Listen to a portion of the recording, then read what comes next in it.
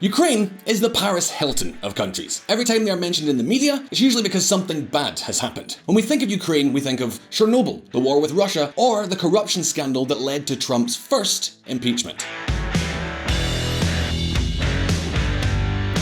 And the truth is that Ukrainian history is a real tearjerker. Seriously, if one day you get fired from your job and your partner leaves you, or any other misfortune happens to you, read something about the history of Ukraine, or watch this video, and I promise it will make you feel better. We are talking, after all, about the poorest country in Europe. In terms of GDP per capita, Ukrainians are as poor as citizens of El Salvador or Turkmenistan. However, all this could change, and we're about to see the moment of truth. In the coming months, the president of Ukraine faces the great dilemma on which the future of his country depends. By the end of this video, you'll have a better idea of what I'm talking about. But why is Ukraine so poor? And some will say, it's obvious, Grant. Ukraine belonged to the Soviet Union. They had a communist past and now they're poor. However, there are many other countries that were also part of the Soviet orbit and are now prosperous democracies with a good quality of life. Poland, the Czech Republic, and Estonia are now prosperous countries with living standards comparable to any European country. And curiously, Poland and the Czech Republic are now full of Ukrainians. Ukrainians who come for a few months to work, for example in construction, and then return to their country. In fact, almost 12% of Ukraine's entire GDP comes from remittances from abroad. It's estimated that more than 10 million Ukrainians work abroad, even if only for a few months a year. And I say it is estimated because most of the Ukrainian economy is informal. Remember, we are talking about a country that is currently in open war with Russia. And no, that is not the only reason why they are so poor. So the questions we are asking today are, just why is Ukraine so poor? What is going on in this country where 30 years after leaving communism, they are worse off than they were as part of the Soviet Union? Today, we're going to answer all of these questions. But first, let's look at a little bit of history. Capitalism that never came to be. Have you ever heard about the Antonov AN-225 aircraft? It is the largest aircraft in the world. By the way, if you want to know all the technical details of this flying colossus, you can check out this video on our sister channel, Mega Projects. Well, this technical prodigy is made entirely in Ukraine. Yes, Ukraine is one of the 9 countries in the world where you can manufacture airplanes without ever leaving the country. They have the entire aerospace production chain within their own borders. Few countries can boast so much technology.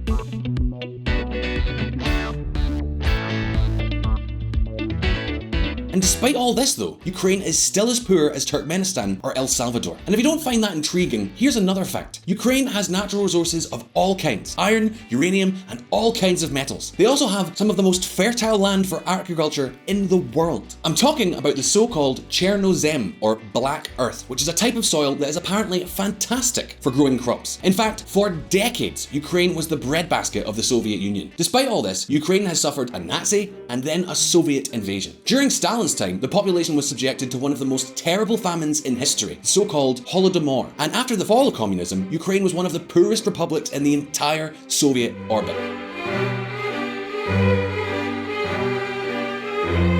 A country that was also divided into 2 large groups, a Russian-speaking people who were in the eastern regions and a Ukrainian-speaking people who were in the west. As you can imagine, these divisions go beyond language. The Ukrainian-speaking population wants Ukraine to become a market economy, trading with Europe. The Russian-speaking population wants to maintain a centralized economy and maintain trade ties with Russia. And all of this explains why Ukraine had never had a real transition to capitalism. Proof of this is that to this day, they still have over 3,600 state-owned enterprises. And all this has to do with how they privatized their economy.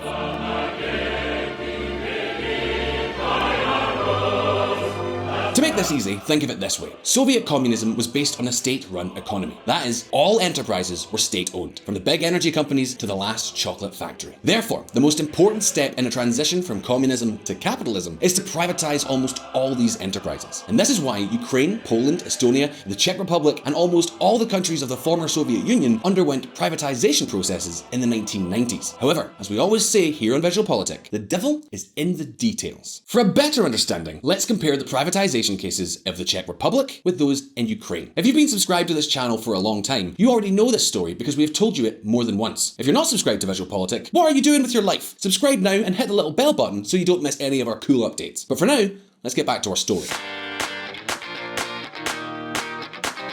After the fall of Soviet communism, the Czech government calculated the value of all its enterprises and divided it into vouchers. These vouchers were then sold to citizens at a moderate price. In fact, 80% of citizens bought some of these vouchers, which could later be exchanged for company shares. In other words, when the government auctioned the company in question, it was relatively easy to buy shares in the company. Today, almost every Czech citizen owns shares in Czech companies. All this explains why the Czech Republic is one of the most egalitarian countries in the world. Few people know it, but the Czech Republic is one of the countries with the smallest gap between rich and poor in the world. They even surpass the Nordic countries.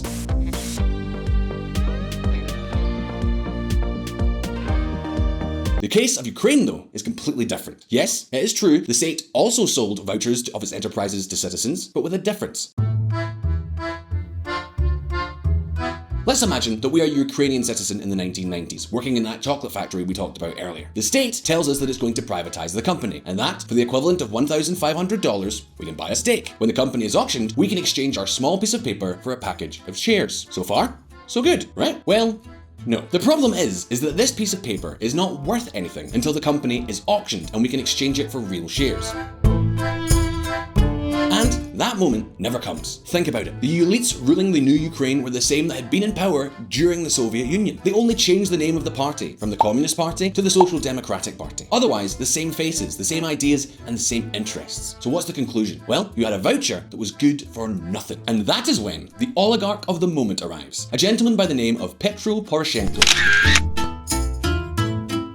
Remember that name because it will be important later on. Well, this Petro Poroshenko, and many others like him, is a gentleman well connected with the government who has raised some money with friends and relatives. And this nice gentleman comes to us and he says, look, that little piece of paper you have is worthless and you need money, right? Well, I'll give you $100 for it and at least you can pay rent this month. So, what do? Well, obviously, you sell it to him. And just after Mr. Poroshenko bought the paper from me and all my co-workers, turns out, surprise, the state comes and auctions the chocolate factory. In other words, for very little money, Poroshenko has taken over the ownership of an entire chocolate factory. Take that, Willy Wonka. And so, this is how the Roshen Group was born in 1996, which today is the leading manufacturer of sweets in Ukraine.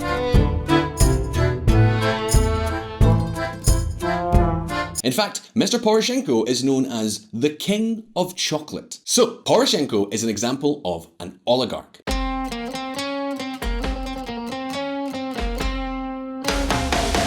To give you an idea, it is estimated that 85% of Ukraine's wealth is in the hands of oligarchs. We could say that oligarchs are kind of like the American dream, but a horrible, twisted version of it. They are big businessmen who become rich thanks to political favors. So, actually, they're exactly like the American dream. For example, do you remember the Chernozem that is so fertile for cultivation? Well, almost all farmland in Ukraine is in the hands of just 25 landowners. And you will say, what's the problem with that? That's the market, my friend. Well, it's certainly not. Until recently, the sale and purchase of agricultural land in Ukraine was prohibited. In other words, the oligarchs took over the land during the privatizations and the law protects them to keep it no matter what happens. Ukrainian agriculture is totally unproductive. Despite having hyper-fertile land, 70% of the land produces half as much per hectare as the United States. On top of all this, we have to add corruption scandals in state-owned companies. To give you an idea, the largest company in the country is Naftogaz. I'm so sorry, Ukrainians. Naftogaz is the Ukrainian state gas company, which belongs, as you guess, to the state. According to a think tank in Kiev, corruption in this company accounts for more than $3 billion a year. And obviously, all this corruption translates into losses in the millions.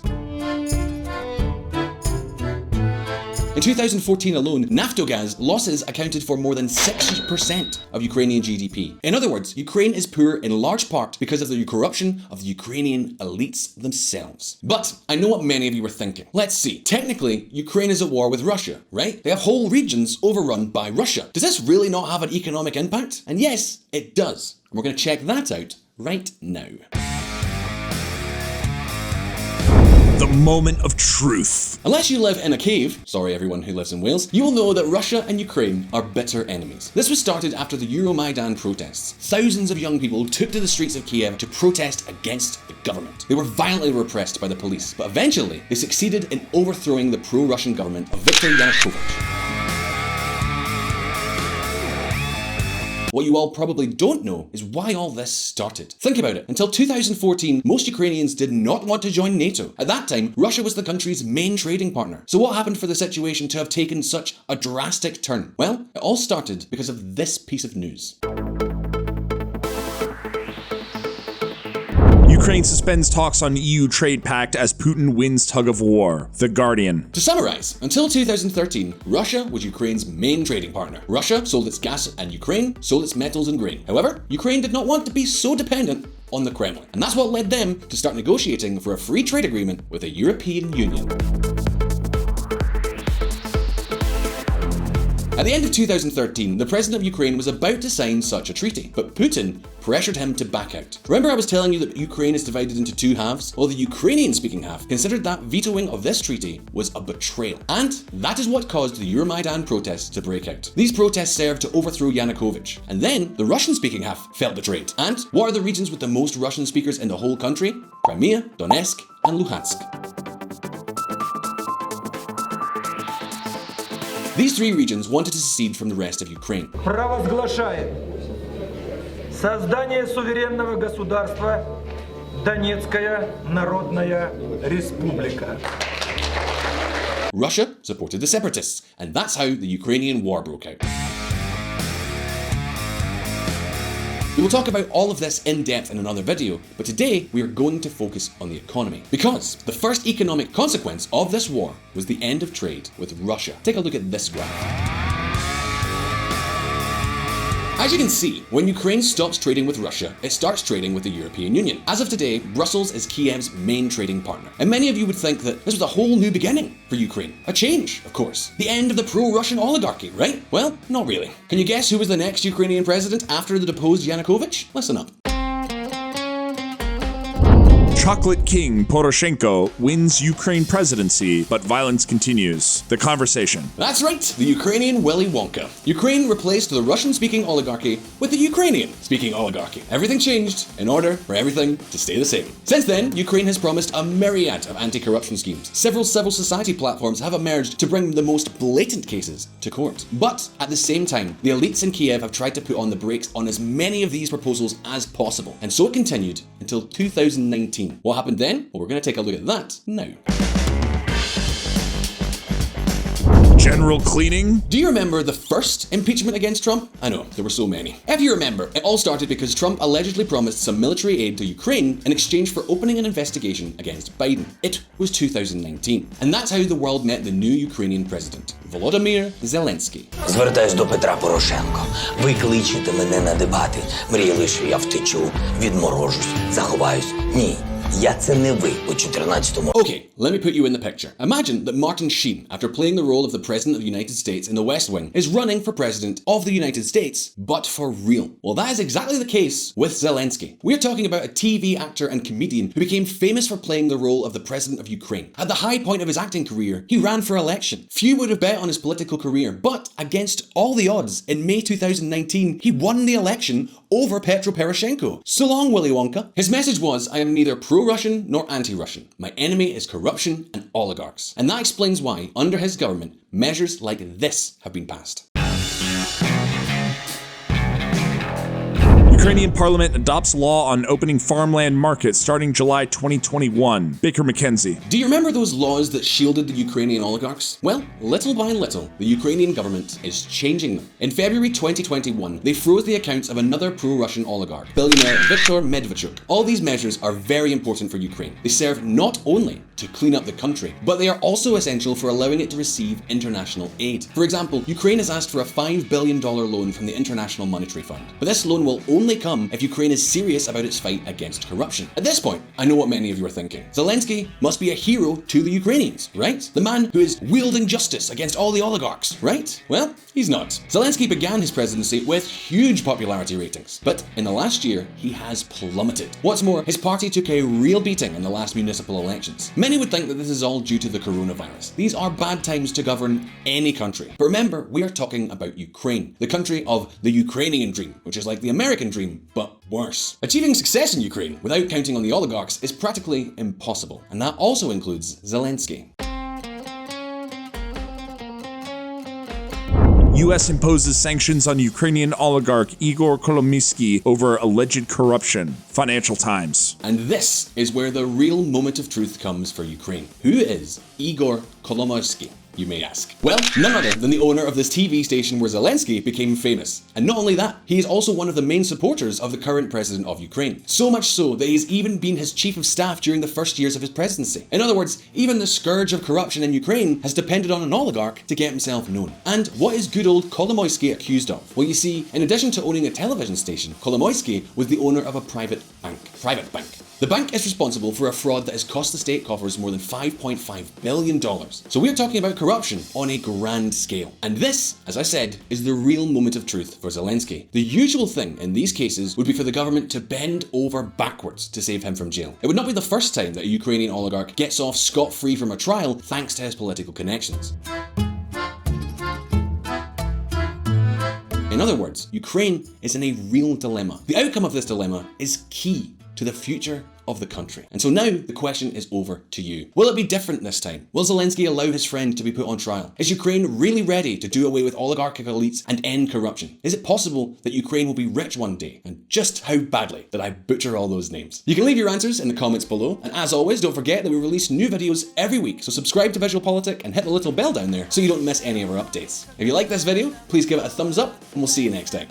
Take it easy. And if you want to learn more about politics and hear even more of my lovely voice, you can join us at Reconsider Media. We have a podcast at reconsidermedia.com/podcast. See you there.